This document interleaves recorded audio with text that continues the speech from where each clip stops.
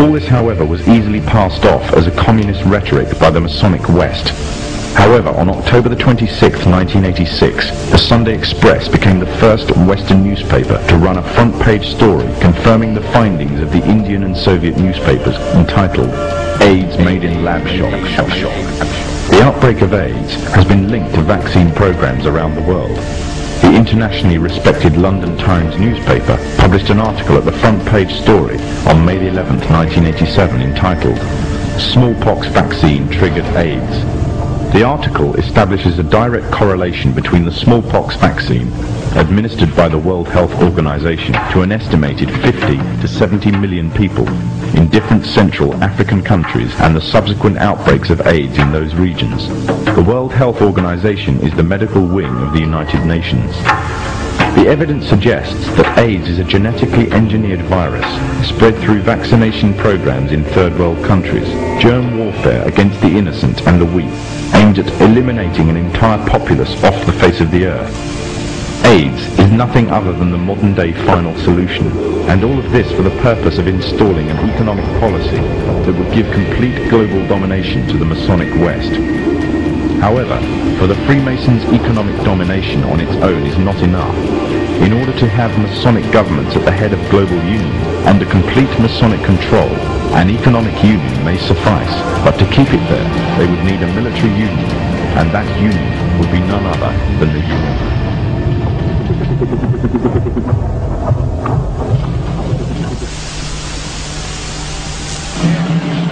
The United Nations is a general assembly of the majority of the nations of the world. Britain, France and America are already ranked within the 5 major powers of its Security Council, with the others being Russia and China. This means they have enough power to veto any motions passed. In December 1992, the President of the General Assembly declared that the UN must become a functional world parliament, and went on to say that the UN should be equipped with its own intelligence service. However, the UN has already attained military power.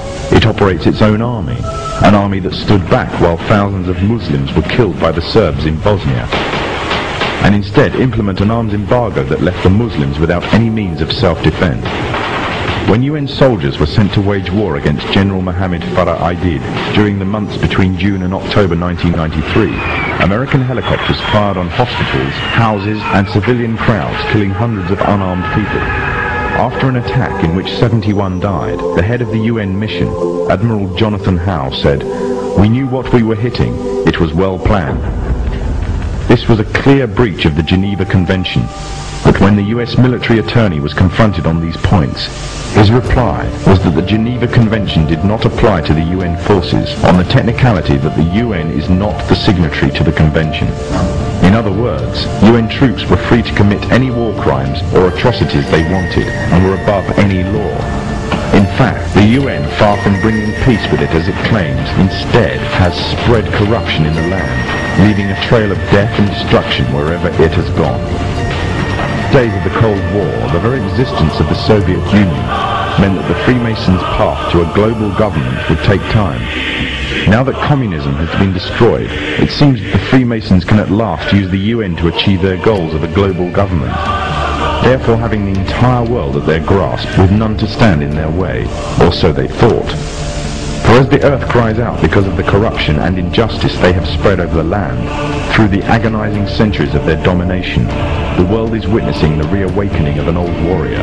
Now, the Freemasons have another enemy to contend with, an enemy which they have thought that they have destroyed, an enemy that will never bow down to the evil and demonic plan of the Freemasons. That enemy is Islam, and against it they have declared war.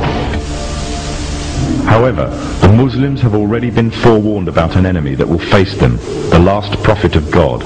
Muhammad said that a man will appear after the Muslims have conquered a Roman city called Constantinople.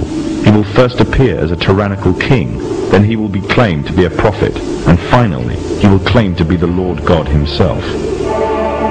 Already the first part of the prophecy has been fulfilled.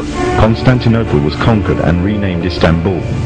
The prophet further foretold that this liar would start to conquer the world, country by country, fortress by fortress, region by region, town by town, and no place will remain unscathed except the two holy cities of Mecca and Medina. He will possess powers to issue a command to the sky, and it will rain, and to the earth, and it will produce crops. He will call to a false religion, and bring something which resembles paradise and hell. But that which resembles paradise will in fact be hell, and that which resembles hell will in fact be paradise. He is the Dajjal, meaning imposter, and he will be born with one eye, and your Lord is not one-eyed. It is also known that before the appearance of the Dajjal, a group of people will pave the way, setting up a system to prepare the world for his arrival.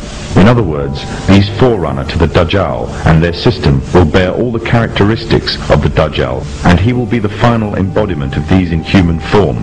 The forerunners to the Dajjal are none other than the Freemasons. The one eye is one of the ways to recognize the Dajjal. The one eye is the symbol of the Freemasons. It is part of their beliefs and is taken from ancient Egyptian mythology.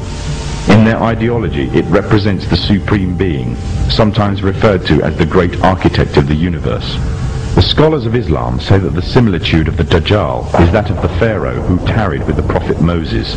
The Pharaoh was a tyrannical leader who elevated himself in status and declared himself to be God. He used magicians to create illusions and fool the people, and oppressed all who did not conform to his false religion. Today the Freemasons weave another kind of magic. The illusions they create take the form of hidden or openly propagated messages in films, televisions, cartoons, music, and all the other cogs in their well-oiled media machine. And this same media machine has continuously been put into action to slander and destroy the character of Islam, following another trait of the Dajjal, who goes further and slanders God directly. The Dajjal is an oppressor to all who do not follow him. He will have powers to increase the land harvest or destroy it, depending whether the people follow him. Similarly, the Freemasonic West, through the World Bank, hold the third world nations to ransom if they do not act in accordance with their wishes. Abundance of IMF development loans are often used to ensnare such nations, and the unattainable interest payments keep them ensnared. They are forced to submit or face economic collapse and dire poverty. Another way in which the Dajjal will control the people, either deluding them or forcing them to submit, is by spreading disease. He will have the ability to spread disease or cure it, effectively playing God, and with this power he will delude many to his false religion. The Freemasons also play with people's lives in this manner. Evidence exists showing that many viruses have created or mutated in military labs and later used in experiments on human beings.